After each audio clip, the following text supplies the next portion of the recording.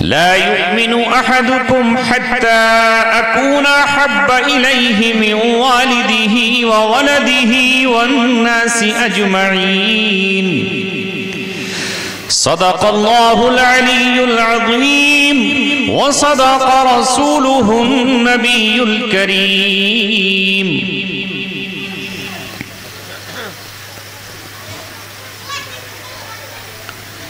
محبت کا جنون باقی نہیں ہے، محبت کا جنون باقی نہیں ہے، مسلمانوں میں خون باقی نہیں ہے، صفیں کج دل پریشان سجدے بے ذوق کے جذبے اندروں باقی نہیں.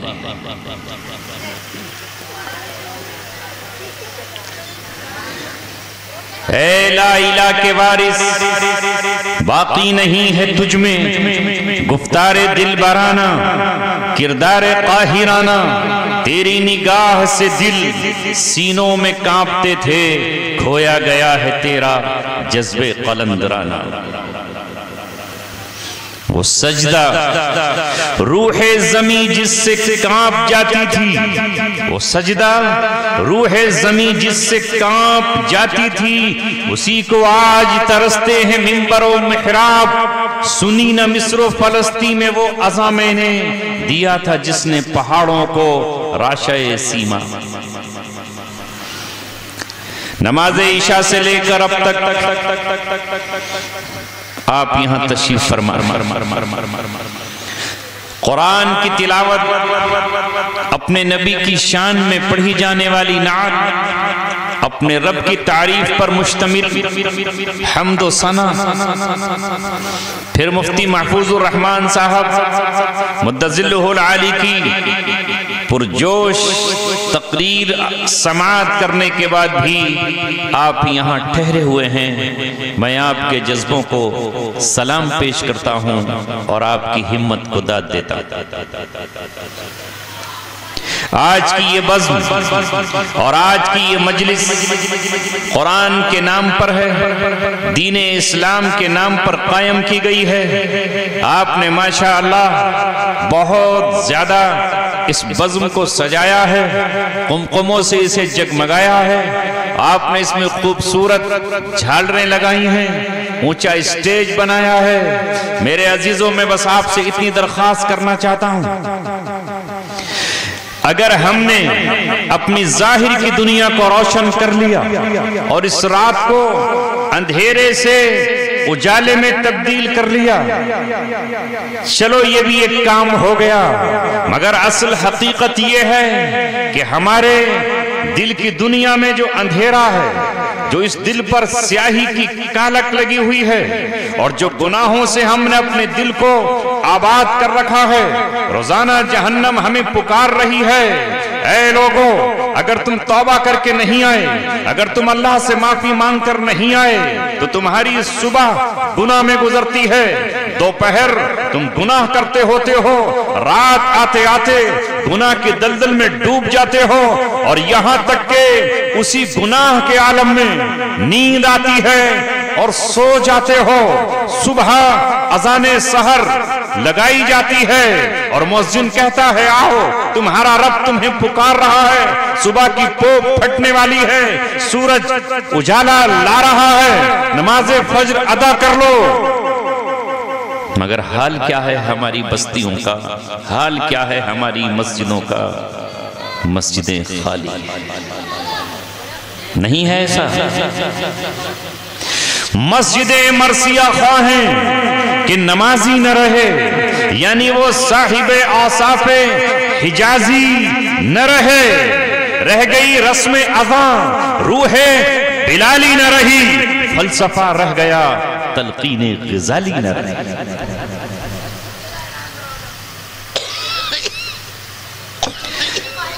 گھروں میں 24 گھنٹے بانسریاں بج رہی ہیں، سنگیت بج رہا ہے، موبائلوں میں گانوں کی ٹون لگی ہوئی ہے، رنگ ٹون ہو یا ڈائلر ٹون، ان تمام میں گانے، میوزک، جھنکار، بازیب کی آواز جس پر شیطان اتر رہے ہیں، آج سے 50-60 برس پہلے، بلکہ میں 25-30 سال پہلے کی بات کروں تو ہمارے گھروں کا حال یہ تھا کہ صبح کو ہماری مائیں اٹھتی، قرآن ان کے ہاتھ میں ہوتا تھا، ہماری بچیاں اور ہماری بہنیں اٹھتی اور قاعدے اور قرآن ان کے ہاتھوں میں ہوتے تھے، اور زبانوں پر اللہ تبارک و تعالیٰ کی کتاب ہوا کرتی تھی، قرآن کے نغمے ہوتے تھے، نہ ٹیلی ویژن تھا، نہ VCR تھا، نہ موبائل کی یہ فحشکاریاں تھیں، نہ عیاشیوں کے مناظر اس وقت دکھائے جا رہے تھے۔ کسان اپنا ہل لے کر کھیت کی طرف جاتا تھا،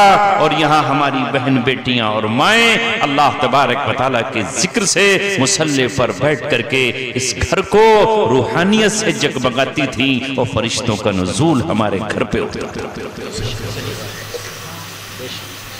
آج ہم نے اپنے آپ کو کہاں سے کہاں پہنچا دیا۔ ہم آئے تھے ابلیس کی مخالفت کرنے کے لیے، ہم آئے تھے ابلیس کے مشن کو ناکام کرنے کے لیے، ہم آئے تھے شیطان کے چور دروازوں کو بند کرنے کے لیے۔ ہمارا جھگڑا تھا اور ہے ابلیس سے اور شیطان سے۔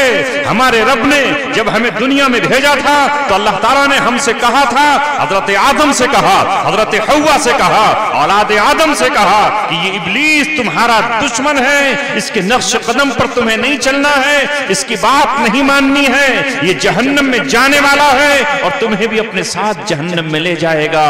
لو زمین پر قومیں اٹھی، نبیوں نے آواز لگائی، دو طبقے بن گئے۔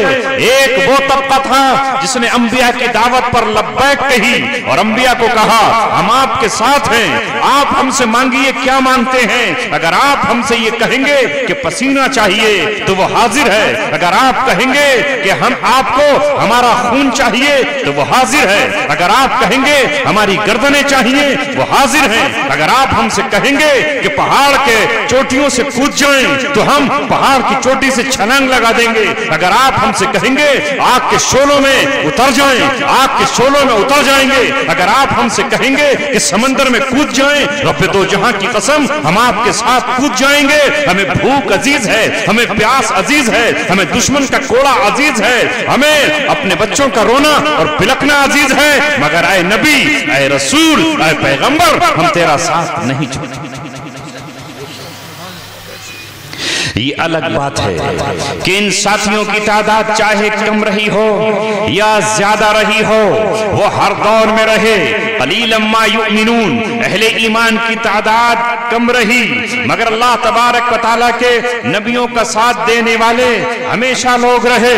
جب حضرت عیسیٰ علیہ السلام کے خلاف گھیرا تنگ کر دیا گیا اور حضرت عیسیٰ علیہ السلام کو لگنے لگا، فلما احس عیسیٰ منہم الکفر قال من انصاری اللہ، جب حضرت عیسیٰ علیہ السلام کو لگنے لگا کہ یہ رومیوں سے مل کر یہ میرے ہی اپنے نسل اور خاندان کے لوگ اور اپنے قبیلے کے لوگ، کون تھے وہ آپ کے خاندان کے تھے، وہ بنی اسرائیل تھے، وہ اہل کتاب تھے، اللہ کی کتاب پڑھ رہے تھے مگر اس کتاب کو تبدیل کر رہے تھے، اس لیے کہ اللہ کی کتاب میں کسی پر ظلم کرنا منع ہے، کوئی بھی آسمانی کتاب ہو، کوئی بھی آسمانی صحیفہ ہو، بلکہ میں اس سے آگے بڑھ کر کہتا ہوں کہ دنیا میں جو بدلے ہوئے دھرم ہیں، کوئی بھی مذہب ہو، کسی بھی مذہبی کتاب میں کل کی ہو یا آج کی ہو، کسی بھی شخص پر ظلم کرنے کی اجازت نہیں،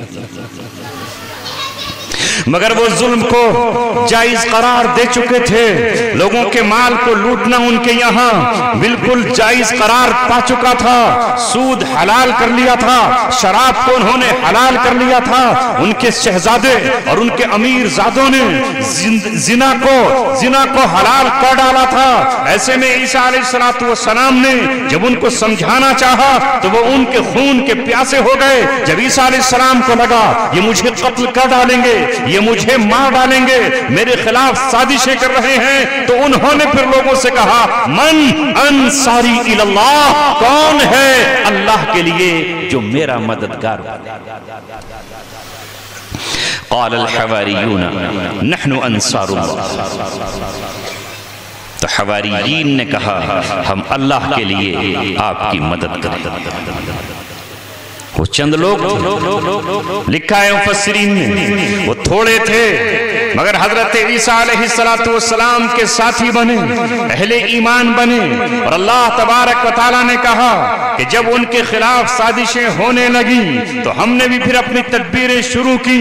جب اللہ تبارک و تعالیٰ کسی قوم پر اپنا ہاتھ رکھ دیتا ہے اور کوئی اللہ تبارک و تعالیٰ کا ہو جاتا ہے، اور جب کوئی اللہ تبارک و تعالیٰ سے کیے ہوئے عہد و پیمان کو پورا کر لیتا ہے تو پھر اللہ تبارک و تعالیٰ انہیں رسوا نہیں ہونے دیتا، اللہ رب العزت انہیں کامیاب اور کامران کرتا ہے۔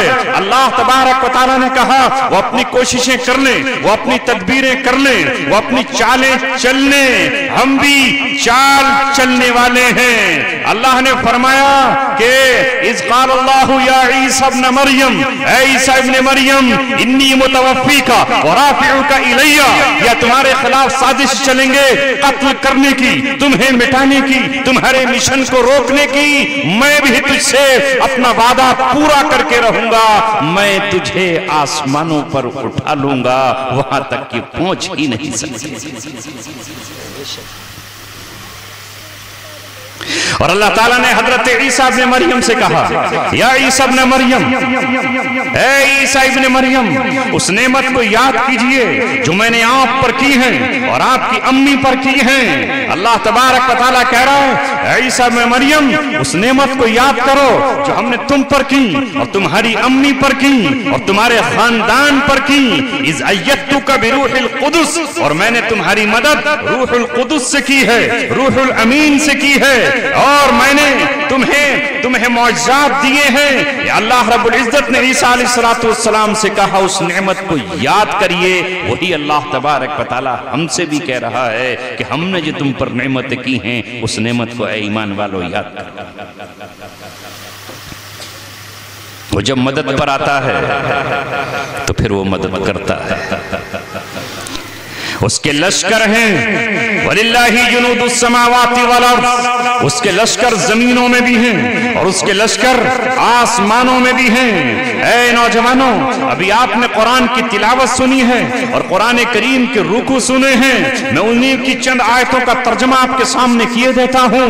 ہائے بدنصیبی آج ہماری یہ ہے، محرومی آج ہماری یہ ہے کہ ہم نے قرآن کریم پر صرف ایمان لانے کو کافی سمجھ لیا کہ ہم بس قرآن پر ایمان لائیں، اس کے بعد ہمیں کوئی ضرورت نہیں ہے قرآن کے ورق پڑھ کر ہم نہ دیکھیں، قرآن کا ترجمہ ہم نہ دیکھیں، قرآن کا مفہوم ہم نہ دیکھیں۔ آج ہمارا حال یہ ہے کہ ہماری مسجدیں ویران ہیں، اس معنی کر ویران نہیں کہ وہاں جمعہ نہیں ہوتا یا وہاں جماعت نہیں ہوتی، مگر اللہ تبارک و تعالیٰ کے کتنے گھر ایسے ہیں جن گھروں میں امام کی پوری زندگی گزر جاتی ہے، پوری حیات گزر جاتی ہے، 40 سالہ اور 60 سالہ زندگی گزر جاتی ہے۔ کوئی مقتدی آ کر یہ نہیں کہتا آپ مفتی ہیں، آپ عالم ہیں، آپ قرآن کا ترجمہ جانتے ہیں، اے امام صاحب ہم 15 منٹ آپ سے درخواست کرتے ہیں آپ اللہ کا کلام تو ہمیں سنا دیجئے۔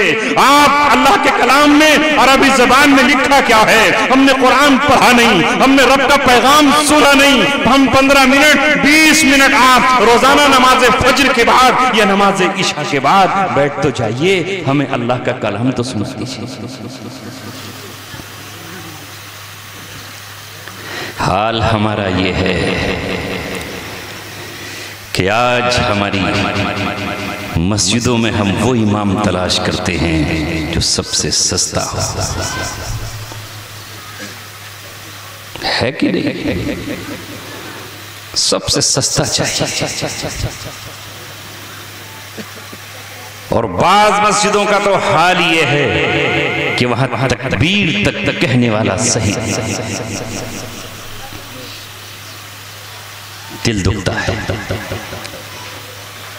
اے میری قوم، جس کو ہم نے اللہ اور اپنے بیچ واسطہ بنایا، جو ہمارا ترجمان ہے، جو ہمارے آگے کھڑا ہے اور اللہ تبارک و تعالیٰ سے ہماری گفتگو کرا رہا ہے، ہمارا نمائندہ ہے، ہمارا ترجمان ہے، ہم اس کو چنتے وقت، اس کا انتخاب کرتے وقت ہم کیا کرتے ہیں؟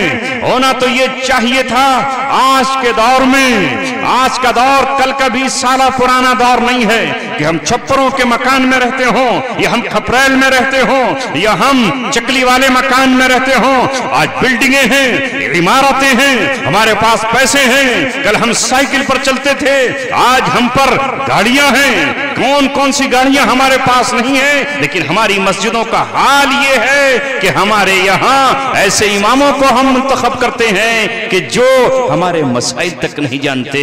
کاش ہماری مسجدوں میں وہ امام ہوتے جو جمعے کے خطبے میں ہمارے دل کو دہکا کر رکھ دیتے، ہمارے ایمان کو زندہ کرتے اور ہمارے دلوں پر چڑھی ہوئی گناہوں کی کالک کو دھو ڈالتے اور ہمارے جذبوں کو ابھارتے، ہمیں نیکیوں کی طرف لے کر آتے، ہمیں امر بالمعروف کرتے اور نہی عن المنکر کرتے، ہماری برائیوں پر ہم سے قدغن لگاتے۔ ایسے لوگ ہمیں ہونا چاہیے تھے۔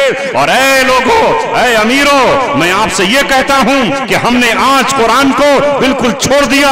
امیروں نے تو کہہ دیا اے قرآن تو ہم سے بات مت کرنا، ہم اپنے بچوں کو مدرسے نہیں بھیجیں گے، ہم اپنے بچوں کو مکتب میں نہیں بھیجیں گے، ہم بھیجیں گے کہاں؟ کرسچن اسکولوں میں، ہم بھیجیں گے کانوینٹ اسکولوں میں، ہم بھیجیں گے انگلش میڈیم اسکولوں میں۔ ہمیں نہیں چاہیے قرآن۔ ہمارا بچہ جس دن انگریزی فراٹے کے ساتھ بولتا ہوا آئے گا، ہم کہیں گے شاباش بیٹے، آج تو نے ہماری فیس کا حق ادا کر۔ قصوروار علماء ہی کو مت ٹھہراؤ، قصوروار پوری قوم، پوری ملت اور اجتماعیت کے ساتھ ہے۔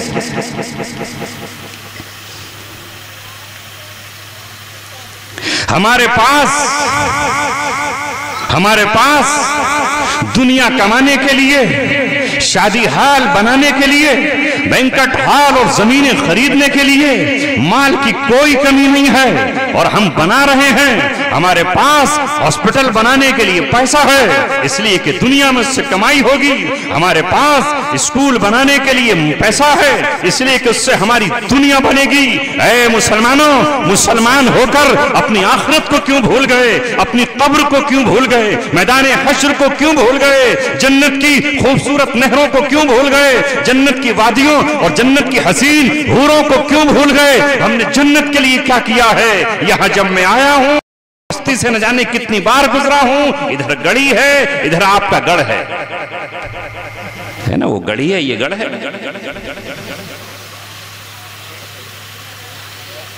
لیکن مجھے تعجب ہوا، میں چھوٹے چھوٹے گاؤں میں جاتا ہوں اور گیا ہوں، میں نے معمولی سے گھر دیکھے ہیں، میں اڑیسہ تک کے کچے مکانوں میں پہنچا ہوں، چھپروں کی جھونپڑیوں میں نے دیکھا ہے، مگر اس ہندوستان میں، اور وہ بھی کانٹ کے قریب، ڈسٹرکٹ مراد آباد کے پاس، امروہہ کے نزدیک اور سہسپور کے بالکل قریب میں، یہاں ایک ایسی بستی بھی ہے جہاں کوئی مکتب نہیں ہے، جہاں مدرسے کے نام پر کوئی عمارت نہیں ہے۔ اتنا خوبصورت نام، جس کا نام آپ کہتے ہیں واہ سمت گڑھ ہے، جس سے ٹپکتا ہے کہ یہاں اہل ایمان کی آبادی ہے، یہاں مسلمانوں کی آبادی ہے، مگر اب تک ہوا کیا کہ یہاں کوئی ایک بیگہ جگہ، کوئی آدھا بیگہ جگہ، کوئی ایک مکتب کے نام سے یہاں مدرسہ نہیں ہے۔ اللہ جزائے خیر دے اس نوجوان کو جس نے اپنی عمارت میں مولانا یا حافظ صاحب کو اجازت دی کہ آپ اپنے بچے میرے یہاں ہی پڑھا لیے، اس کی نسبت پر آج یہ اجتماع ہے۔ میں تو حیرت میں تھا کہ یہ کون سی جگہ ہے؟ آیا یہ ہمارے ہی حصہ ہے؟ یہ میں برما میں بیٹھا ہوا ہوں۔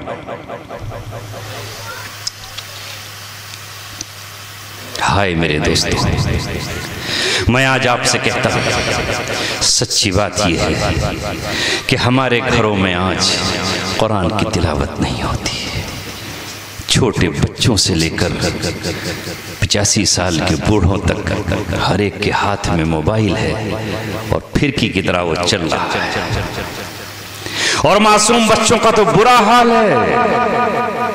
2 سال 5 سال کے بچوں کو ایسا بنا دیا ہے کہ وہ نہ جانے کیا کیا اس میں دیکھ رہے ہیں، 24 گھنٹے وہ دیکھ رہے ہیں۔ انہیں پرواہ ہی نہیں ہے۔ اس موبائل نے ہماری روح ہم سے چھین لی ہے، ہمارا دل ہم سے دل چھین لیا ہے، اور ہماری یہ ننھی معصوم جانیں جو خدا کی قسم معصوم آنکھیں تھیں، معصوم آنکھیں جو بے گناہ ہیں، معصوم ہونٹ جو بے گناہ ہیں، اگر کسی معصوم بچے کا انتقال ہو جائے تو اس کی نماز جنازہ میں ہمیں یہ حق نہیں ہے کہ ہم یہ کہیں اللہم اغفر لی میتنا، اے اللہ ہماری میت کی مغفرت کر دے، اس لیے کہ وہ معصوم بچہ تو بے گناہ ہے۔ اس کی مغفرت کا کیا مطلب وہاں ہے اللہم اجعلہ لنا فرطا واجعلہ لنا اجرا وذخرا واجعلہ لنا شافعا ومشفعا، اے اللہ اس بچے کو ہمارے لیے توشہ آخرت بنا دیجئے، ذخیرہ آخرت بنا دیجئے، ہماری آخرت میں سفارش کرنے والا بنا دیجئے، اللہ اس کی سفارش کو قبول کرنے والا بنا دیجئے، چونکہ وہ بے گناہ ہے۔ مگر آج اس ظالم ٹیکنالوجی نے، آج اس باطل تہذیب نے، آج اس باطل کے کارندوں نے، آج ابلیس کے چیلوں نے اس ٹیکنالوجی کے ذریعے میرے معصوم بچے کی آنکھ کی حیا چھین لی، دل سے روحانیت کا چراغ اس نے بجھا دیا۔ وہ آنکھیں جو معصوم تھیں وہ بھی بے حیائی اور گھنگرو باندھنے والوں کو ناچتا ہوا دیکھ کر کے انہوں نے اپنے آپ کو کیا کر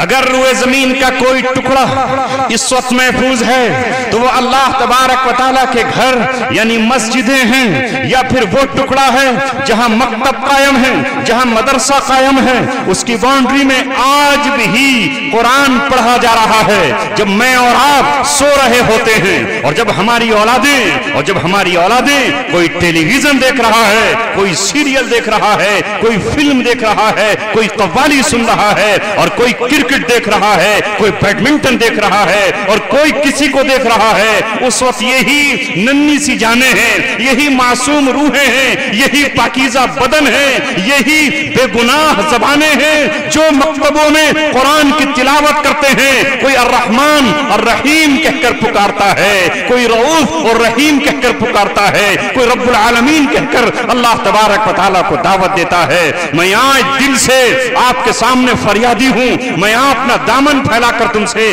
آج اپنے لیے نہیں، تمہارے لیے، تمہاری نسلوں کے لیے، تمہارے بزرگوں کے لیے جو دنیا سے جا چکے ہیں اور جو آئندہ جائیں گے، ان سے درخواست کرتا ہوں کہ آپ کے اگر اپنے مکانات ہیں اور آپ کے ہم مسجد قائم ہے تو آج یہاں نیت کرو کہ انشاءاللہ ثم انشاءاللہ چند مہینے نہیں گزریں گے، چند دن نہیں گزریں گے کہ ہم یہاں کوئی ایک ٹکڑا، کوئی ایک قطع زمین کا یا تو کوئی وقف کر دے گا یا ہم آگے بڑھ کر اسے خریدیں گے، اور ایک دن وہ آئے گا کہ جس دن ہم یہاں کسی مدرسے کی بنیاد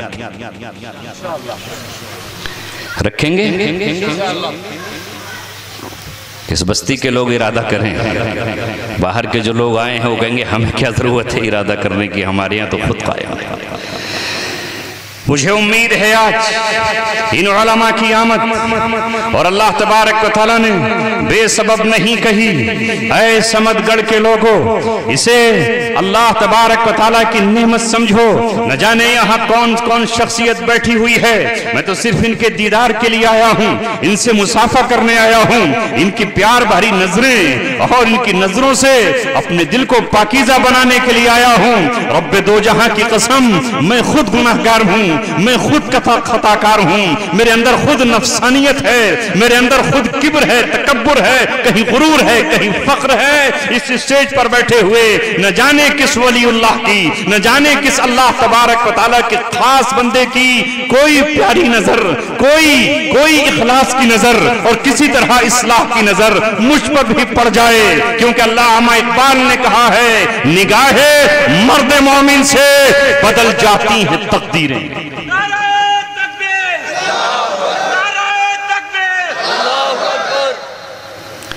جو ہو عزم سفر پیدا تو کٹ جاتی ہیں زنجیریں، نگاہ مرد مومن سے بدل جاتی ہیں تقدیریں۔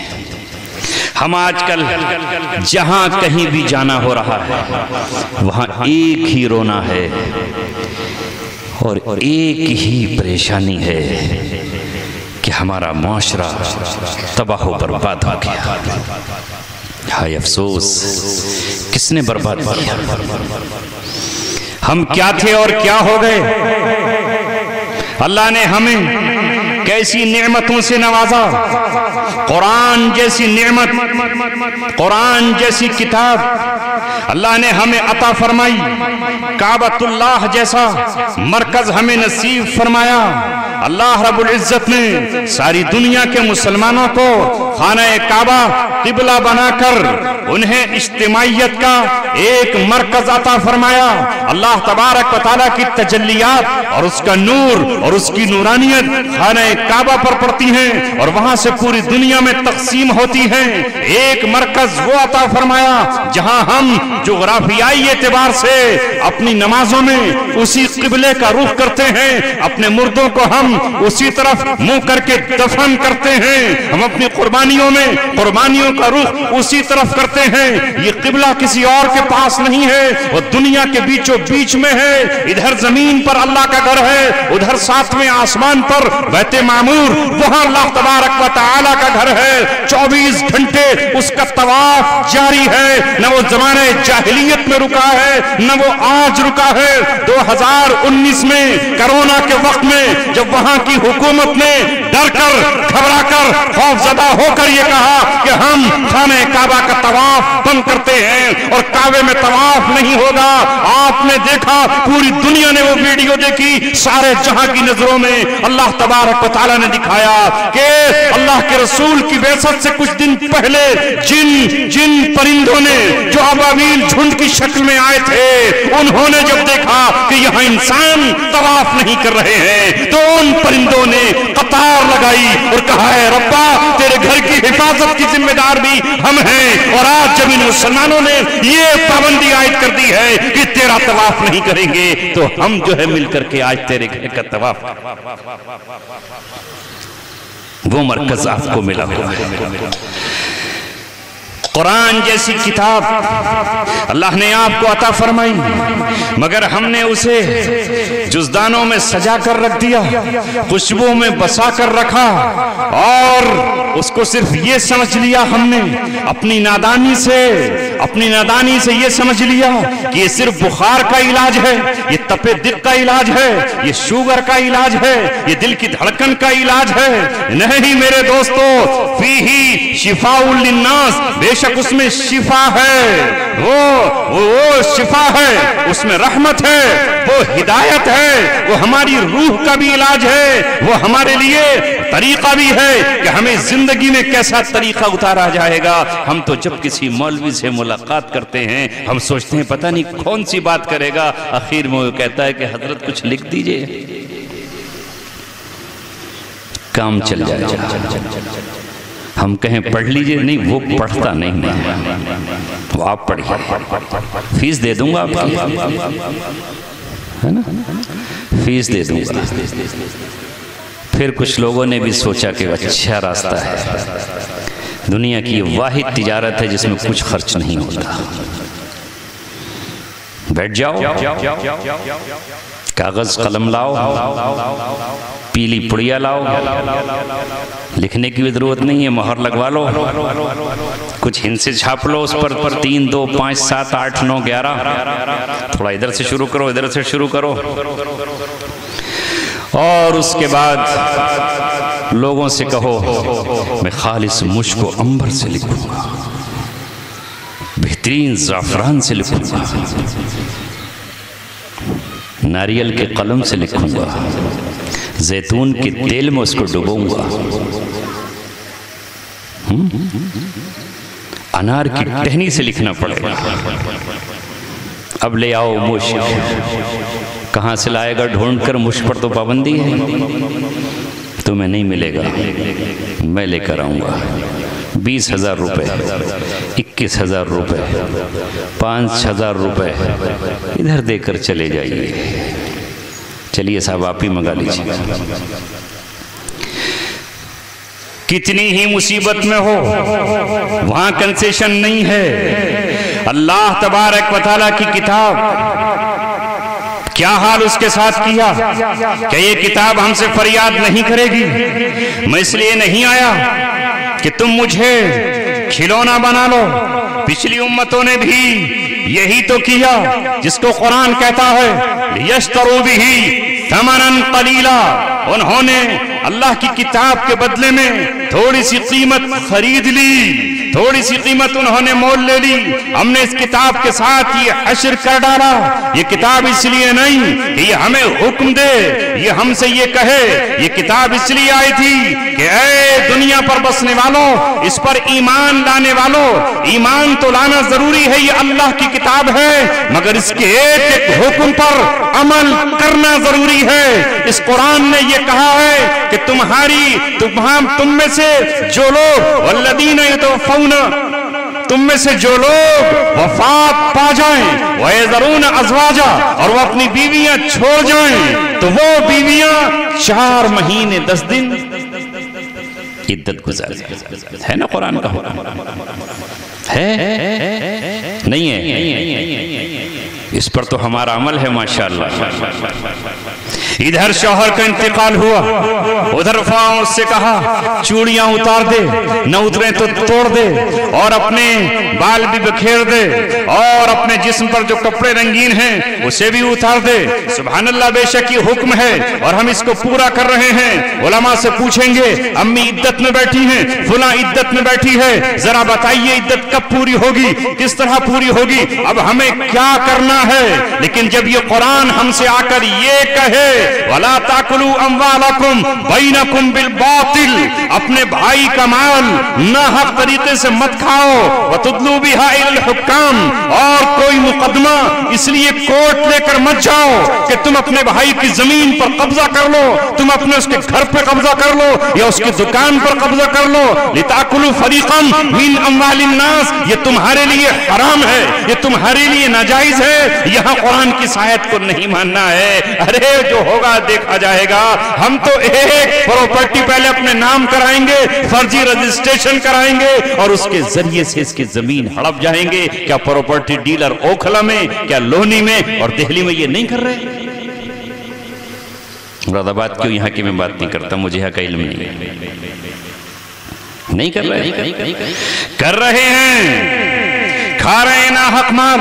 اللہ کے رسول صلی اللہ علیہ وسلم نے فرمایا حجۃ الوداع کے موقع پر، اے مسلمانوں، تمہارا ایک دوسرے کا مال دوسرے پر حرام ہے، ایک دوسرے کی عزت تمہارے اوپر حرام ہے، اور ایک دوسرے کا خون کی ایک بوند بھی تمہارے اوپر حرام قرار دی گئی ہے۔ مگر کیا آج ہماری عزتیں نہیں اچھالی جاتی؟ کیا ایک دوسرے کو ہم بے عزت نہیں کرتے؟ کیا ایک دوسرے کو ہم گالیاں نہیں دیتے؟ اسلام نے کہا مومن نہ گالی دیتا ہے نہ فحش بات اپنی زبان سے نکالتا ہے۔ جو گالیاں بکے، میرے نبی نے 1400 برس پہلے کہا، جو جھگڑے کے موقع پر گالیاں بکتا نظر آئے، شہادت دے دو، گواہی دے دو اور یہ کہہ دو یہ مومن نہیں ہے، یہ منافق ہے۔ 4 چیزیں جس میں پائی جائیں وہ پکا منافق ہے۔ کیا کیا ہے؟ کیا ہے بتا دوں؟ سننا چاہیں گے یا یاد ہیں؟ یاد ہوں تو نہ بتاؤں، بتا دوں؟ سب سے پہلی علامت منافق کی یہ بیان کی، اذا حدث کذب، جب بولے تو جھوٹ بولے۔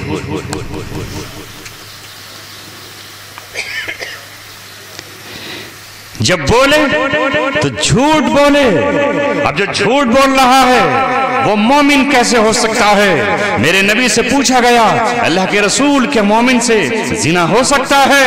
آپ نے فرمایا ہاں، خواہش نفس لگی ہوئی ہے، کنٹرول نہ کر سکا، مسلسل روزے نہ رکھ سکا، نکاح نہ ہوا تھا، لہذا وہ ملوث ہو سکتا ہے۔ کیا وہ شراب پی سکتا ہے؟ فرمایا ہاں، شراب کا اس سے ارتکاب ہو سکتا ہے، کبھی شرابی صحبت میں مل گیا ہو تو جام 1-2 لگا سکتا ہے۔ پھر اس نے پوچھا کہ کیا مومن چور بھی ہو سکتا ہے؟ کہاں ہاں ہو سکتا ہے، کسی موقع پر مال کا لالچ آ گیا ہو اور چپکے سے کہیں پڑا ہوا عمدہ قسم کا آئی فون دیکھ لیا ہو، اٹھا کے جیب میں رکھ لیا کہ آ گیا مزہ، واہ واہ سبحان اللہ، یہ مل گیا 75,000 روپے کا مجھے، تو چور ہو سکتا ہے۔ پھر پوچھا کیا وہ جھوٹ بول سکتا ہے؟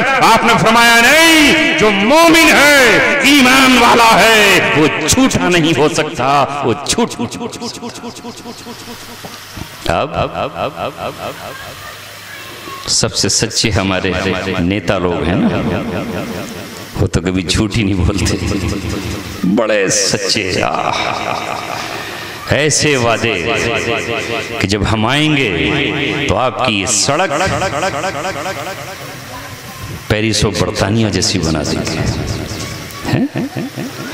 और हमारी कौम का ये आलम कि इनसे सच्चा कोई नहीं हो सकता, इंतजार करते रहेंगे।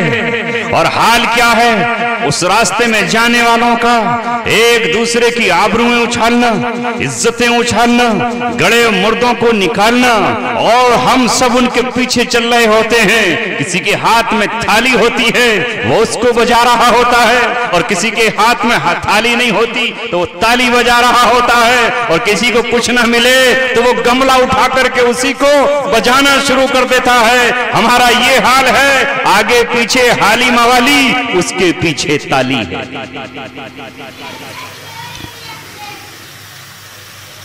ऐ मुसलमानों, झूठ दूसरी मुनाफिक की अलामत।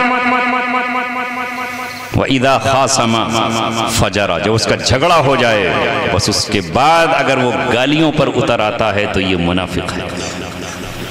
मोमिन झगड़ा भी हो जाएगा तो गाली नहीं बकेगा, गुस्सा आ सकता है, लाल पीला हो सकता है, लेकिन गालियां नहीं बकेगा, वो फहश और बुराई पर नहीं आएगा। और तीसरी अलामत यह है वइदा तुमिना खाना, जब उसके पास अमानत रख दी जाए तो उसमें खियानत करे। एक मोमिन खियानत नहीं कर सकता, बल्कि पहले जमाने में तो ऐसे लोग होते थे कि उनके पास जो सिक्का रख दिया 10 बरस के बाद भी वो उसी तरह रखा हुआ है, जिस तरह का नोट दिया था उस तब्दीली को भी वो खियानत समझा करते थे। मगर आज तो सीना ठोक कर कहता है तुम कौन होते हो मुझसे हिसाब लेने वाले, न मैंने तुमसे लिया है न तुम मुझसे हिसाब ले सकते हो। उसे ऐसा लगता है कि मुझे दुनिया में भी हिसाब नहीं देना और आखिरत में भी हिसाब नहीं देना। लेकिन याद रखो कुरान करीम कहता है वमन यगलुल याति बिमा गल्ला यौमल क़ियामा, जो दुनिया में गुलूल करेगा, किसी का माल दबा जाएगा, किसी की चादर छुपा लेगा, हत्ता कि किसी की कोई बकरी छुपा कर रखेगा, वो कल क़यामत में अपनी गर्दन पर लाद कर लाएगा। अल्लाह के रसूल फरमा रहे हैं मैं देख रहा हूं क़यामत में किसी की गर्दन पर बकरी है जो मिमिया रही है, और किसी के कांधे पर ऊंट है जो उसने दबा रखा है, वो बिलबिलाता हुआ आ रहा है। अगर हमने खियानत की है अल्लाह हमें माफ फरमा दे। कल यही मरहला था कि सहाबाए किराम ओहदों के हासिल करने से बचते थे, वो हुकूमत की चाबियां हासिल नहीं करना चाहते थे बल्कि उससे बचा करते थे। अब्दुल्ला बिन उमर से कहा गया तुम्हें खलीफा बनाए देते हैं, कहा नहीं मैं इस खिलाफत के बोझ को नहीं उठाऊंगा। हजरत उमर इब्ने खत्ताब रज़ी अल्लाह तआला अन्हु कि जब खंजर लगे आखिरी वक्त है, मौत का यकीन हो चला है, मौत की घड़ियों में मौत आने में चंद घड़ियां बाकी हैं, लोग मुलाकात को आ रहे हैं, किसी ने उस वक्त पर आकर जबकि आपसे बैठा नहीं जा रहा है, आंतें कटी हुई हैं, हालत बहुत खराब है।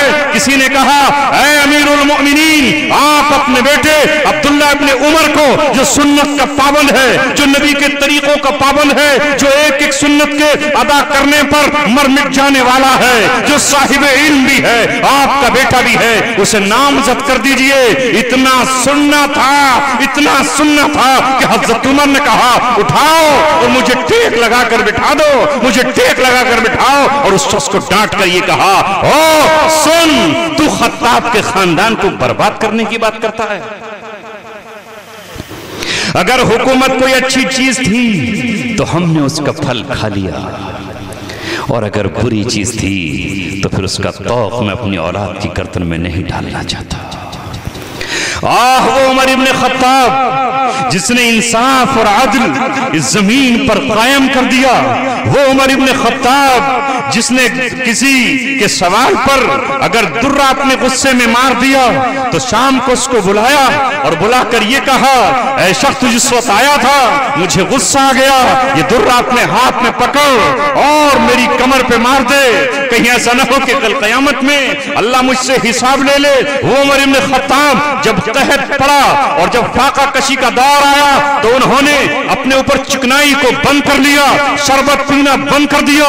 کسی نے کہا عمر ابن خطاب تمہارا رنگ بدل رہا ہے، چہرے پر سیاہی آ گئی ہے، چربی تو استعمال کرنے لیجئے، گھی یا آپ تیل کا استعمال فرمائیے۔ کہا میں اس وقت تک نہیں کر سکتا جب تک میری رعایا فقر و فاقے میں ہے، میری رعایا فقر و فاقے میں ہو اور میں شہد استعمال کروں، میں شربت استعمال کروں، میں چکنائی استعمال کروں، نہیں، میں بھی روکھی اور سوکھی روٹی کھاؤں۔ جب ان کو قرآن کی آیات یاد دلائی جاتی تو وہ یہ نہیں کہتے او سامنے والے تو کون ہوتا ہے جو مجھے قرآن کی آیت یاد دلا رہا ہے۔ ایک مرتبہ انہوں نے یہ کہہ دیا آج کے بعد کوئی شخص حضرت نبی پاک صلی اللہ علیہ وسلم کی بیویوں سے زیادہ مہر اپنا نہیں رکھ سکتے، جتنی نبی کی بیویوں کا مہر تھا اتنا ہی مہر رکھو گے۔ جب یہ خبر پہنچی تو ایک عورت آگے بڑھی اور حضرت عمر رضی اللہ تعالیٰ عنہ کو قرآن کریم کی آیت یاد دلائی اور یہ کہا کہ قرآن کریم نے تو یہ کہا ہے کہ تم ڈھیر سارا سامان بھی اپنی بیویوں کو مہر میں دے سکتے ہو، تو قرآن تو ڈھیر سارا کہے اور تم رسول اللہ کی بیویوں کی برابر مہر کہو۔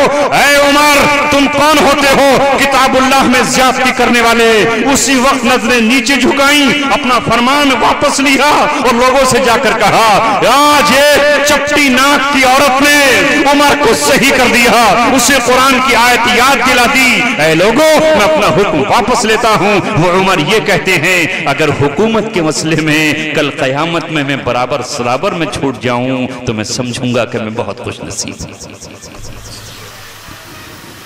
ذمہ داریوں سے بچتے کہیں امانت میں خیانت نہ ہو جائے، کہیں زیادتی نہ ہو جائے، لہٰذا انہوں نے اپنی زندگی میں اپنے بھائی حضرت علی کو نامزد نہیں کیا، اپنے چچا حضرت عباس کو نامزد نہیں کیا، انہوں نے اپنے چچا زاد بھائی عبداللہ ابن عباس کو نامزد نہیں کیا۔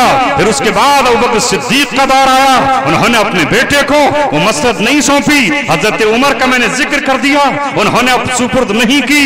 حضرت عثمان غنی کا مسئلہ آیا، لوگوں نے عبد الرحمن بن عوف کو بنانا چاہا، اپنا نام واپس لے لیا۔ حضرت علی کا جب نام نہیں آیا تو انہوں نے ان کے خلاف کوئی تلوار نہیں اٹھائی، اور حضرت علی کی جب شہادت کا وقت آیا تو ان سے کہا گیا کہ حضرت حسن کو آپ نامزد کر دیجئے۔ وہ جانتے تھے یہ حسن میرا بیٹا ہے، یہ کون ہے جس کی فضیلت میں رسول اللہ کے بیانات موجود ہیں، یہ فاطمہ کا نور نظر ہے، یہ حضرت محمد کا لخت جگر اور ان کا خون ہے۔ مگر کہا نہیں، میں اپنے بیٹے کو نامزد نہیں کر کے جاتا، جو میرے نبی نے سنت چھوڑی ہے میں اسی سنت پر رہوں گا۔ یہ وہ صحابہ تھے، یہ وہ خلفائے اربعہ تھے جنہوں نے اللہ تبارک و تعالیٰ کے خوف سے اپنی زندگی گزاری۔ حضرت ابوبکر صدیق نے جو پیالہ بیت المال سے لیا تھا اسے بھی اپنی بیٹی کو کہہ دیا اے عائشہ یہ پیالہ بیت المال کا ہے اور میرے مرنے کے بعد اسے بیت المال میں جمع کر۔ ہمارا کیا حال ہے؟ بولو ہمارا کیا حال ہے؟ ہم تو زندگی میں چاہتے ہیں کہ اگر ہم اس مسجد کے امام ہیں تو اپنی زندگی میں اپنے بیٹے کے پگڑی باندھ کے چلے جائیں، چاہے اسے کچھ آتا ہو یا نہ آتا ہو، وہ امامت کے لائق ہو نہ ہو، پھر بھی ہماری زندگی میں اس کے ہم پگڑی باندھ کر چلے جائیں۔ ہمارے بعد ہمارا بیٹا اور بیٹے کے بعد پوتا اور پوتے کے بعد پر پوتا، یہ ہماری آج چلی آ رہی ہے۔ یہ مسند ہم سے چھن نہ جائے، یہ ہم سے ہو نہ جائے۔ حکومت کے لیے ہم کٹورا پھیلائے پھرتے ہیں، کاسہ گدائی لیے پھرتے ہیں اور نہ جانے کس کس کو راضی کرنے کی کوشش کرتے ہیں۔ خدا کی قسم ہمارے اسلاف نے اس کو کبھی پسند نہیں کیا۔ اسلام کا اصول یہ ہے جو عہدہ مانگے گا اسے عہدہ نہیں دیا جائے گا، مانگنے والے کو نہیں دیا جائے گا۔ ہائے افسوس صد افسوس کہ ہم کون سی اسلام کی آج بات کر رہے ہیں؟ کون سا اسلام ہے آج؟ ہم نے اسلام کے تصور کو کہاں ڈال دیا؟ اور میں نے بات یہاں سے شروع کی تھی کہ وہ منافق کون ہے کہ جب امانت رکھی جائے تو اس میں خیانت کرے، اور چوتھی بات یہ ہے وَإِذَا وَعَدَ أَخْلَفَ، جب وہ وعدہ کرے تو اس کی خلاف ورزی کرے۔ کیا یہ آج چاروں کی چاروں چیزیں ہم میں نہیں پائی جاتی؟ کتنے لوگ ہوں گے؟ کیا اسے ہم نے دین کا حصہ سمجھا؟ دین ہماری نظروں میں صرف بس یہ رہ گیا کہ ہم چند رسمیں ادا کر لیں اور بس وہ دین ہے۔ دین یہ نہیں ہے، دین میں حلال بھی ہے اور حرام بھی ہے۔ یاد رکھو، جس طرح ہمارے ذہنوں میں اور دل و دماغ میں یہ بات بیٹھی ہوئی ہے کہ خنزیر کا گوشت حرام ہے، اس کا ہر جز حرام ہے، یاد رکھو جس طرح ہمارے دماغ میں یہ بات بیٹھی ہوئی ہے کہ مردار کا گوشت حرام ہے، جھٹکے کا گوشت حرام ہے، حلال کا جو طریقہ ہے وہی حلال ہے، تو یہ بات ہمارے ذہنوں سے کیوں نکل گئی کہ شراب حرام ہے، جوا حرام ہے، سٹا حرام ہے، لاٹری کا ٹکٹ حرام ہے، وہ لاٹریاں جن میں کم و بیش کر کے پیسے اٹھائے جاتے ہیں وہ حرام ہے، یہ ہمارے ذہنوں سے کیوں نکل گئی ہے؟ ہم میں کوئی آج اس کی پرواہ کرنے والا ہے؟ لاٹریاں پڑ رہی ہیں، وہ جائز بھی ہے کہ ناجائز، بس کسی صورت سے مال آ جانا چاہیے۔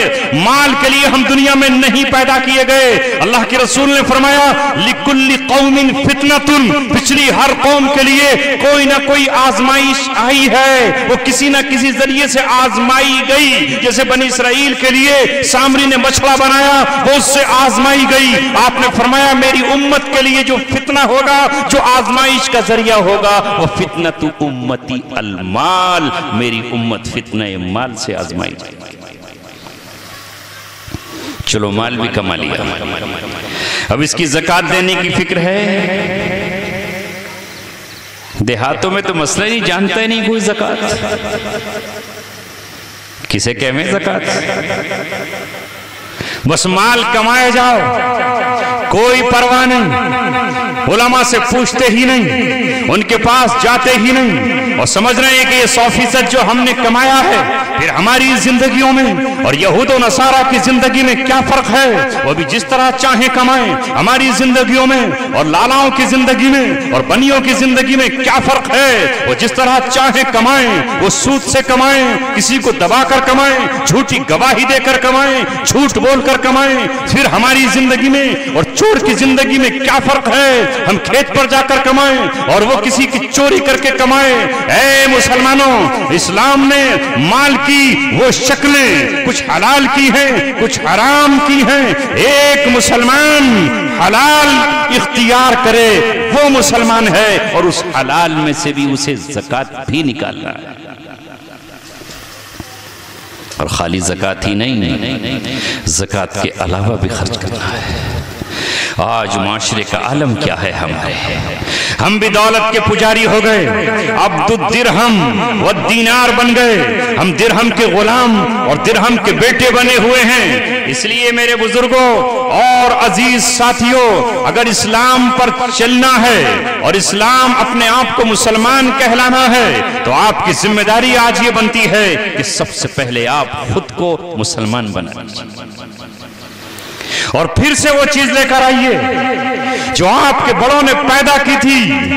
جس سرزمین پر آپ پہنچے اور جہاں آپ نے تجارت کی، دنیا یہ کہتی تھی یہ مسلمان ہے۔ ایک مسلمان کی یہ پہچان بن جائے کہ لوگ اس کو یہ کہیں مسلمان سچا ہوتا ہے، یہ جھوٹ نہیں بولتا، یہ وعدہ خلافی نہیں کرتا، یہ امانتوں میں خیانت نہیں کرتا۔ کل کا حال یہ ہمارا ہوا کرتا تھا کہ لوگ ہمارے پاس مال ہی نہیں بلکہ اپنی بیٹیوں کو اور اپنی بہنوں کو باہر سفر پر جاتے، کارواں اور قافلے کے ساتھ جاتے تو یہ کہہ کر چھوڑ جاتے تھے کہ یہ ہماری بچی ہے، آپ اس کی عصمت اور اس کی عزت کی حفاظت کر لینا۔ ہم اتنے بھروسے مند تھے اور اتنا ہم پر اعتماد تھا۔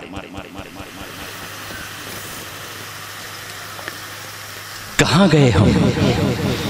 کب بدلیں گے؟ کون سی چیز ہمیں جگائے گی؟ میں نے قرآن کریم کی ایک آیت پڑھی ہے، سن لو۔ اللہ نے فرمایا کہہ دیجئے قل جاء الحق وزهق الباطل ان الباطل کان زہوقا۔ حق آیا اور باطل گیا، اور باطل جانے ہی کے لیے ہے۔ میں نے مولانا ابوالکلام آزاد کی کتاب پڑھی، آپ کو بھی کہتا ہوں آپ اس کو پڑھ لینا۔ قرآن کا عروج و زوال انہوں نے کتاب لکھی ہے کہ قرآن کا ایک اللہ تعالیٰ کا ایک دستور ہے، اللہ تبارک و تعالیٰ کی ایک سنت ہے، اللہ تبارک و تعالیٰ کا ایک قاعدہ ہے، اور وہ اپنے قاعدوں کی خلاف ورزی نہیں کرتا۔ لہذا اللہ نے جو ضابطہ بنایا ہے، لن تجد لسنت اللہ تبدیلا، اللہ کی سنت بدلا نہیں کرتی، ولن تجد لسنت اللہ تحویلا، اللہ کی سنت کو موڑا نہیں جا سکتا۔ جو اس نے سنت بنائی ہے، جو چیز نفع بخش ہے وہ باقی رہے گی، وہ زندہ رہے گی، اور جو چیز نفع دینا چھوڑ دے گی وہ اپنی موت مر جائے گی اور فنا کے گھاٹ اتر جائے گی۔ اس کی مثال آپ کے سامنے ہے، یہ بلب ہے، روشنی دے رہا ہے، تو آپ نے اس کو یہاں پر لگا رکھا ہے، یہ فیول ہو جائے، نفع نہ دے، روشنی نہ دے، آپ اس کو کہاں پھینکیں گے؟ کباڑیے کو جا کر دے آئیں گے، وہ توڑ کر اس کے ٹکڑے ٹکڑے کر دے گا۔ یہ میرے سامنے مائک ہے، اگر یہ مائک بولنا بند کر دے گا، اسے اتار کر کے پھینک دیا جائے گا، اس کی جگہ دوسرا لا کر کے رکھا جائے گا۔ آپ کی بھینس اگر دودھ دیتی ہے تو آپ اس کی خدمت کریں گے، نہلائیں گے اور اس کو دھلائیں گے اور اس کو چارہ دیں گے اور آپ اس کی خدمت کریں گے۔ اگر وہ دودھ دینا بند کر دے اور دودھ کے ساتھ اس کا نفع ختم ہو جائے اور آپ کو نفع کی امید ختم ہو جائے تو آپ جائیں گے اور اسے بازار میں بیچ آئیں گے، وہ کٹ جائے آپ کو کوئی پرواہ نہیں، وہ مر جائے آپ کو کوئی پرواہ نہیں، اس کا کیا حشر ہو آپ کو کوئی پرواہ نہیں۔ دنیا کی کوئی بھی چیز جب تک نفع بخش ہے اس کا وہ مقام ہے۔ یہ پین لگا ہے میری جیب میں، یہ جب تک لکھ رہا ہے اس کا مقام جیب ہے، اور جب یہ لکھنا بند کر دے گا اور جب اس کی روشنائی ختم ہو جائے گی اور یہ نفع دینا بند کر دے گا، میں اٹھا کر اس کو ڈسٹ بن میں پھینک دوں گا، چاہے آج کتنا ہی قیمتی ہو۔ اے مسلمانوں، اے ایمان والو، اگر تم کل دنیا میں بپا کیے گئے تھے تمام انسانیت کے نفع کے لیے، کنتم خیر امت اخرجت للناس تأمرون بالمعروف وتنہون عن المنکر، تمہیں اللہ تبارک و تعالیٰ نے چیتوں کی طرح پھاڑنے کے لیے نہیں بھیجا، ہاتھیوں کی طرح کھانے نہیں بھیجا، بھیڑوں کی طرح چگنے نہیں بھیجا، بکریوں کی طرح تمہیں اللہ تبارک و تعالیٰ نے نہیں بھیجا کہ تم چارہ کھاؤ۔ تمہیں عقل دی ہے اور عقل کے ساتھ ساتھ تمہارا انتخاب ہوا کہ تمہیں قرآن دیا، تمہیں کعبہ دیا، تمہیں رسول جیسا پیغمبر دیا، محمد رسول اللہ دیا، اللہ نے تمہیں شب قدر جیسی رات عطا فرمائی، جمعہ جیسا مبارک دن دیا، اللہ تبارک و تعالیٰ نے تمہیں قربانی دی۔ اگر تم جس دن دنیا کو نفع دینا بند کر دو گے تو تمہارے گلے پر بھی وہی چھری چلے گی جو چھری بھینس یا بھیڑ پر چلتی۔ پھر مت کہنا کیوں ذبح ہو رہے ہیں، پھر مت کہنا کیوں ستائے جا رہے ہیں، پھر مت کہنا کوئی ہم پر آنسو بہانے والا نہیں، پھر مت کہنا کوئی ہماری مدد کرنے والا نہیں، کوئی مدد کو نہیں آئے گا۔ اللہ کو پکارو گے وہ کہے گا تم نفع بخش نہیں ہو، یہ جس سے ٹینٹ والے سے کرسی لے کر آئے ہو، اگر یہ کرسی ٹوٹ جائے گی یہ اپنا کام پورا نہیں کرے گی، وہ دو ٹھوکرے اور مارے گا اور کسی کباڑیے کو دے کر کے اس کو دے دے گا، تا وقت کہ اسے جلا نہ دیا جائے، اسے پگھلا نہ دیا جائے، دوبارہ اسے پھر فیکٹری میں ڈال کر پگھلایا جائے گا، پانی بنایا جائے گا، بھٹی میں تپایا جائے گا، پھر دوبارہ سے اس کو کرسی بنایا جائے گا۔ اے مسلمانوں، آپ سے کہہ رہا ہوں ہم نے نفع دینا بند کر دیا ہے، انسانیت کے ہم نفع بخش نہیں رہے، اپنے خاندانوں کو ہم نفع دینے والے نہیں رہے، اپنے محلوں کو ہم نفع دینے والے نہیں رہے۔ ہم نے بس یہ سمجھ لیا ہے کہ زندگی کا مقصد ہمارا صرف جانوروں کی طرح چارہ کھانا ہے، ہمیشہ ہماری پوری صبح سے شام تک کی جب تک وہ دو ہے وہ اس پیٹ کے لیے ہے، اس دوزخ کے لیے ہے، اسی کو بھرنے کے لیے ہے، اسی کے لیے ہے۔ ہیں بس اگر کسی کی بٹیا کی منگنی ہے تو وہاں کھانے کی پہلے پوری ترتیب بن رہی ہے، 75 لوگ ساتھ لے کر آؤں گا، میرے خاندان کے لوگ آئیں گے، 45 لوگ لے کر آؤں گا، یہ بھوکے ہیں، یہ ننگے ہیں، یہ چینوں کی طرح تمہارے دسترخوان پر گریں گے، یہ گدھوں کی طرح تمہارے دسترخوان کو دیکھیں گے، لہذا بازار کا کوئی آئٹم بچنے نہ پائے، میں اپنے بیٹے کی منگنی کرنے تمہارے آ رہا ہوں، نسبت کرنے کے لیے آ رہا ہوں، کوئی فروٹ جو بیچ رہا ہے اس کا پھل بچ نہ جائے، ورنہ ایک جھٹکے میں اس رشتے کو ختم کر بس کھانا ہی کھانا 24 گھنٹے اللہ تبارک و تعالی ہماری حفاظت فرمائے. اور اس کے بعد پھر جب شادی کا دن رکھا جائے گا تو کچھ نہیں چاہیے، ہمیں بالکل کچھ نہیں چاہیے، بس ہمارے ساتھ جو بارات آئے گی ذرا اس کا خیال کر لینا، تھوڑا سا پیپسی منگا لینا، تھوڑا سا لمکا منگا لینا، اور ذرا سا کوک بھی منگا لینا، کافی بھی ہونی چاہیے، سافٹی بھی ہونی چاہیے، اور ذرا اس قسم کی یہ چیز کر دینا. اگر یہ دولت تجھے دی اللہ تبارک و تعالی نے تو تیرا تو پیٹ بھرا ہوا ہونا چاہیے تھا، تیرے تو فریج میں رکھی ہیں نعمتیں. اگر یہ کوئی غریب تقاضا کرتا تو سمجھ میں آتا تھا، کوئی کمزور تقاضا کرتا سمجھ میں آتا تھا، کوئی مزدور تقاضا کرتا سمجھ میں آتا تھا، اگر کوئی فقیر تقاضا کرتا تو سمجھ میں آتا تھا. مگر یہ مالدار، تیری غیرت کہاں گئی، تیری حرص کہاں گئی، تو کہاں پر جا رہا ہے؟ اور اس کے باوجود بھی اگر منہ مانگی مراد نہیں ملی، بیٹی نہیں، اس نے بیٹی پال کر دے دی، اس نے جمع کر کے دے دی، اس نے قرآن پڑھا کر دے دی، اس نے عزت کے ساتھ ودا کر دی، اور جو گھر پر آئی ہے تو اس پر جو تیر چل رہے ہیں، تیر کا عالم یہ ہے کہ 80 سال کی بوڑھی صاحب وہ تیر برسا رہی ہے، اس کی دوسری نندیں وہ تیر برسا رہی ہیں، وہ پھپھیاں آئی ہیں بیٹے کی وہ الگ سے تیر برسا رہی ہیں، کپڑے پھینکے جا رہے ہیں، یہ ہمیں چتھڑے اٹھا کر کے دے دیے ہیں، جوتیاں پھینکی جا رہی ہیں. یہ بیٹی آئی تھی اپنے خواب سجا کر، یہ آئی تھی آرزوؤں کے چراغ روشن کر کے،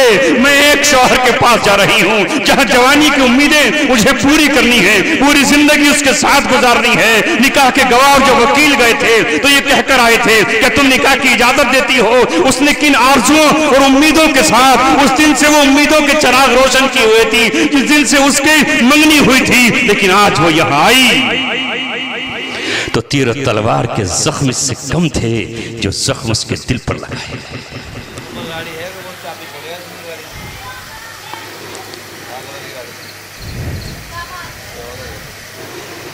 کسی نے مجبور ہو کر خودکشی کر لی اور اس نے اپنے آپ کو جلا ڈالا. نتیجہ کیا نکلا؟ یہ بچی تو اپنی جان سے گئی، اور اس بچی کے گھر والے اگر طاقتور تھے، کسی چودھری صاحب MLA صاحب کے رائٹ ہینڈ تھے، تو انہوں نے جا کر تھانے میں رپورٹ درج کرا دی کہ جہیز مانگا. اس کی بہنوں نے، اس کی پھپھیوں نے، اس کی ماں نے، چچی نے، فلاں نے. آئی پولیس، جہیز ایکٹ میں پورا خاندان جیل میں پڑا ہوا ہے. 302 کا مقدمہ بھی ہے، چونکہ وہ مر چکی ہے، وہ جل چکی ہے. ہم ایسے نہ جانے کتنے لوگوں کو جانتا ہوں جن کے پورے گھر جیل میں اس طرح سڑ رہے ہیں. یہ نتیجہ ہے اس دولت کی حرص کا، یہ نتیجہ ہے سنتوں کے توڑنے کا، یہ نتیجہ ہے دیندار بیٹوں اور بچوں کو نہ دیکھنے کا. تمہارے نبی نے کیا کہا؟ اس نے تو یہ کہا اگر جوتے کا تسمہ ٹوٹ جائے تو اللہ تبارک و تعالیٰ سے مانگو، اگر نمک کی ڈیلی ختم ہو جائے تو اللہ سے مانگو. ایک صحابی سے انہوں نے کہا کہ جو کچھ تجھے مانگنا ہے وہ اللہ سے مانگ، رب دو جہاں کی قسم. یہ صحابہ تھے، ہم جیسے نالائق نہیں تھے، ہم جیسے ایمان کے کمزور نہیں تھے. اس صحابی سے جب اللہ کے رسول نے کہا آج سے جو کچھ تجھے مانگنا ہے تو اللہ سے مانگنا ہے، کھانا مانگ تو اللہ سے مانگ. اس کے بعد وہ گھوڑے پر سوار ہوتے، اگر ان کا کوڑا دھوکے سے ہاتھ سے گر جاتا اور کوئی نیچے کھڑا ہوا شخص یہ کہتا کہ اس کوڑے کو میں اٹھا کر دیتا ہوں، وہ صحابی یہ کہتے نہیں، میں گھوڑے کی پیٹھ سے نیچے اتروں گا، تجھ سے کوڑا بھی نہیں مانگوں گا. میرے نبی نے کہا ہے جو کچھ مانگنا ہے وہ اللہ سے. ہمارا کیا حال ہے؟ سب کچھ بندوں سے مانگ لو. یہی ہم کو دیں گے۔ اللہ رب العزت سے مانگو، وہ تمہیں دے گا، دل کا غنا دے گا۔ مالداری کپڑوں کی نہیں ہے، دولت کی نہیں ہے، یہاں کا غنا ہو، یہ مالداری ہو۔ اے بزرگوں اور ساتھیوں، بہت وقت میں نے آپ کا لیا، جو کچھ کہہ سکتا تھا میں نے کہہ دیا، جو سمجھانا تھا میں نے سمجھا دیا۔ اللہ سے مانگو، وہ دے گا۔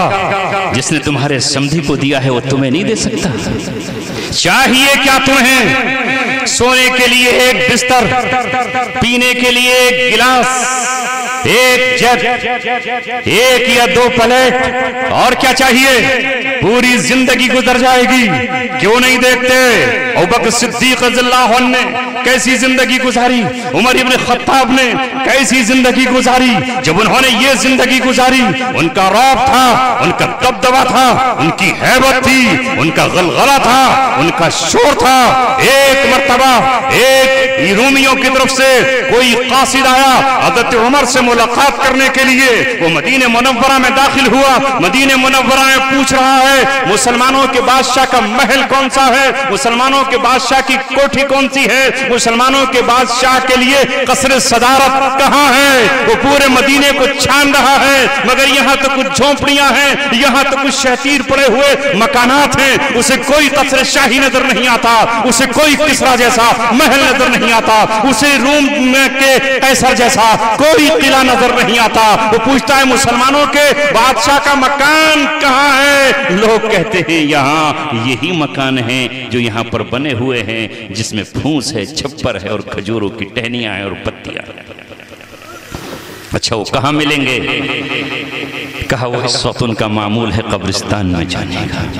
وہ دیکھ رہا ہے کہ قبرستان میں جاؤں گا تو اس نے کسرا کے دربار دیکھے تھے، اس نے قیصر کے دربار دیکھے تھے، جہاں ہٹو بچو ہے، گارڈ ہیں اور مخمل کے پردے لگے ہوئے ہیں، سواریاں ہیں اور چاروں طرف ہاؤ ہو کا ایک عالم ہے۔ سواری آ رہی ہے رستم کی، سواری آ رہی ہے دارا کی، سواری آ رہی ہے فلاں اور فلاں کی، فلاں گورنر آ رہا ہے، فلاں جنرل آ رہا ہے۔ یہ تو امیر المؤمنین ہے جس کے نام سے کسرا کے ایوان میں زلزلہ آ گیا ہے اور قیصر کی ٹانگیں جس کے خوف سے کپ کپا رہی ہیں۔ اس نے سوچا کہ اس کے ساتھ تو بہت تام جھام ہوگا، نہ جانے کتنے ہوم گارڈ اور کون کون سے باڈی گارڈ ہوں گے۔ لیکن جب وہ قبرستان میں پہنچتا ہے اسے کوئی نظر نہیں آتا، اسے کوئی دکھائی نہیں دیتا۔ وہ پوچھتا ہے ارے میں مسلمانوں کے بادشاہ کی تلاش میں آیا تھا، وہ مجھے کہاں ملے گا؟ کسی نے اشارہ کر کے کہا یہ پرانی قبر کے پاس جو آنسو بہا رہا ہے، استغفار کر رہا ہے، اپنے مولا کو یاد کر رہا ہے، ان مردوں کی مغفرت کے لیے کچھ پڑھ رہا ہے، یہ ہے مسلمانوں کا بادشاہ۔ جب ان کے پاس گیا اور جیسے ہی حضرت عمر رضی اللہ تعالیٰ نے ایک عقابی نگاہ اٹھائی اور نظر بھر کر جو اس کو دیکھا، اس کا دل پتے کی طرح کانپ اٹھا، ٹانگوں میں لرزہ طاری ہوا، پورا وجود بجلی کی طرح ہل گیا، بات نہیں بن رہی، کپ کپا رہا ہے جیسے سردی کے بخار میں آپ کا جسم کپ کپاتا ہے۔ حضرت عمر نے کہا کیوں کپ کپا رہا ہے؟ ٹھہر جا۔ اس نے کہا قدم کام نہیں دیتے، آپ کون ہیں؟ اور اس کے بعد وہ یہ کہتا ہے میں بڑے بڑے جلادوں کے محلوں میں گیا ہوں، میں جرنیلوں کے دربار میں گیا ہوں، میں نے خونخوار صفاق قاتلوں سے ملاقات کی ہے، مگر کون ہے جو میرے دل پہ لرزہ طاری کر دے؟ کوئی تھا جو مجھے خوف زدہ کر دے؟ اے امیر المؤمنین، اے مسلمانوں کے سرپرست، یہ تم نے کون سی نگاہ مجھ پر ڈالی ہے؟ تم اس دنیا کی مخلوق نہیں ہو، تم کوئی اور دنیا کی مخلوق ہو۔ میرے سینے پہ ہاتھ رکھ دو، میرا دل ٹھہر جائے گا، ورنہ کہیں ایسا نہ ہو کہ میں کپ کپا کے زمین پہ گر جاؤں اور میری موت واقع ہو جائے۔ یہ کہاں سے پیدا ہوا خوف؟ محلوں سے، اچھی اچھی دھوتیوں سے، پھٹی ہوئی پینٹوں سے۔ آج کا مسلمان نوجوان چار جگہ سے پھاڑ کے فخر کرتا اپنی پینٹ کو کہ میں بڑا خوبصورت لگ رہا ہوں۔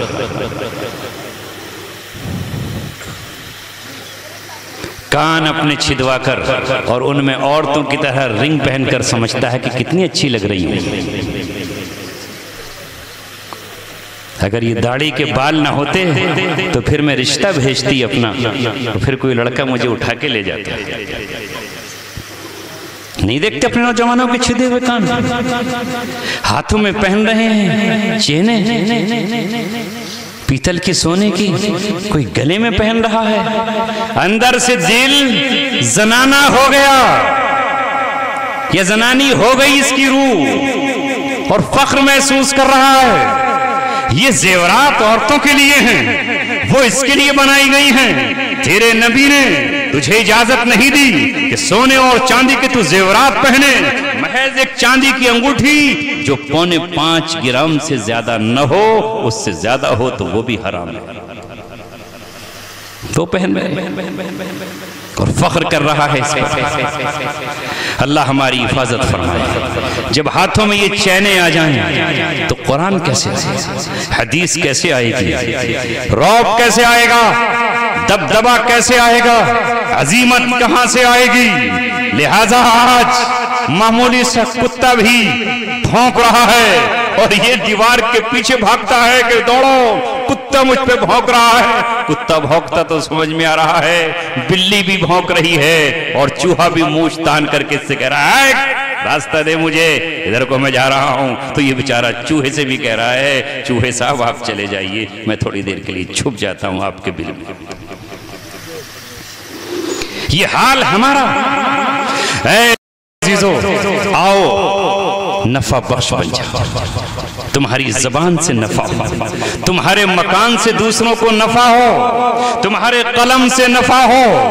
اگر آپ ڈاکٹر ہو تو اتنی جائز روزی کما لو مگر لوٹنے کی فکر میں نہ رہو۔ اگر کوئی بیوہ روتی ہوئی آئے تو اس کی کھال مت کھینچو۔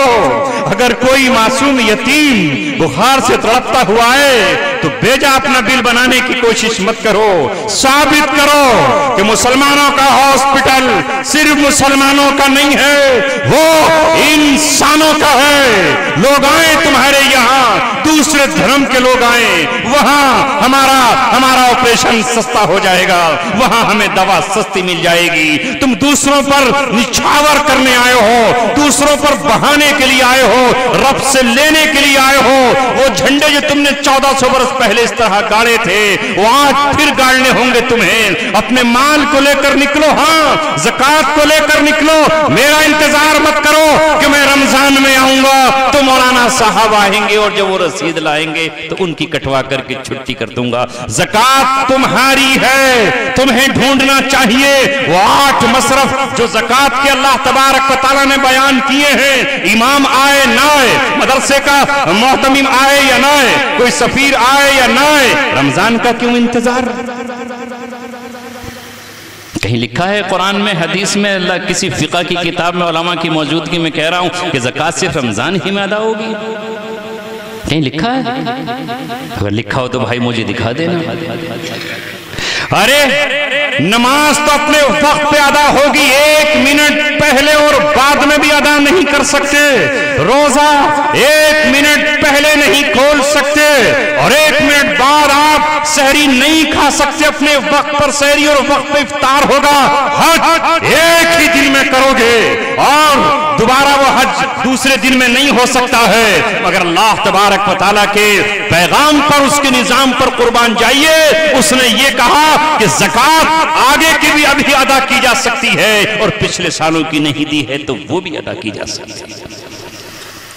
اللہ کو پتا ہے غریب اس وقت ہے، سانسیں اس وقت چل رہی ہیں، آپریشن اس وقت ہونا ہے، آپریشن نہیں ہوا تو آنت پھٹ جانے کا ڈر ہے، کڈنی کے ڈیمیج ہو جانے کا ڈر ہے، لیور کے ختم ہو جانے کا ڈر ہے۔ اس وقت چاہیے اس غریب کو پیسہ، آپ کہتے ہو رمضان میں ادا کروں گا اس لیے کہ اس وقت 70 ملیں گے، تو پھر حج بھی رمضان میں ادا کر لینا، 70 حج کا ثواب ہوگا نا۔ کیوں حج بھی رمضان میں کر لو، 70 حج کا ثواب ملے گا۔ وہ حدیث حج پہ نہیں آتی، کیا ہوگا زکوٰۃ پہ آتی ہے۔ کیوں قربانی بھی رمضان میں کر لیا کرو، 70 قربانیوں کا ثواب ملے گا۔ کہاں سے لائے جوڑ کر؟ ارے ہمیں فرصت تھی تھوڑی سی، رمضان میں ہماری چھٹی ہوتی تھی، ہم آپ کے پاس رمضان میں آ گئے۔ تو آپ نے سمجھ لیا رمضان میں ادا ہوگی. بھوک اس وقت لگی ہے, پیاس اس وقت لگی ہے, جسم کو ضرورت اس وقت ہے, دیوار اب ٹوٹی ہوئی ہے, ضرورت آج ہے, اسی وقت ادا کر دو اور اس کو لکھ کر کے رکھ لو. جب سال آئے گا تو اس میں سے مائنس کر دینا, اس میں سے گھٹا دینا. آئندہ 2 سال کی بھی نکال سکتے ہو اور 1 سال کی بھی نکال سکتے ہو. اور اگر زکوٰۃ نہیں ہے تو یہ کس نے کہا ہے کہ زکوٰۃ کے علاوہ خرچ نہیں کر سکتے؟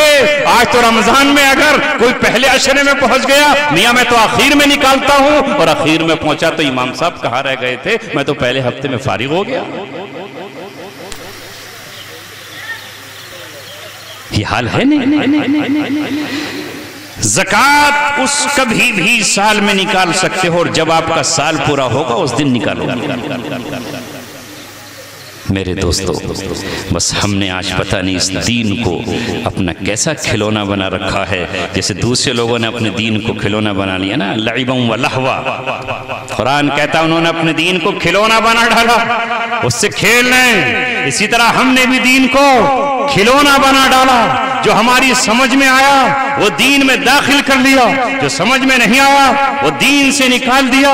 اس لیے ضرورت ہے کہ آپ دین اللہ کے رسول سے سیکھو, قرآن سے سیکھو, علماء حق سے سیکھو.